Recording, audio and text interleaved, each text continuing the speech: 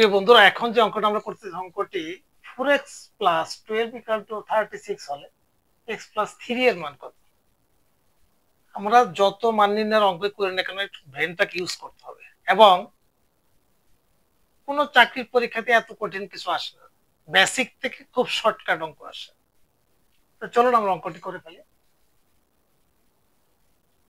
4x plus 12 equal to 36, তাহলে এখানে আমরা যদি এরকম করা যায় কিনা দেখেন তো। যদি আমরা এখানে 4 কমন নেই তাহলে x প্লাস 3 4 12 ইকুয়াল টু 36, বা x প্লাস 3 ইকুয়াল টু, এখানে যদি আমি 4 এই পাশে নিয়ে আসি তাহলে ভাগ, বা x প্লাস 3 ইকুয়াল টু 4 নং 36।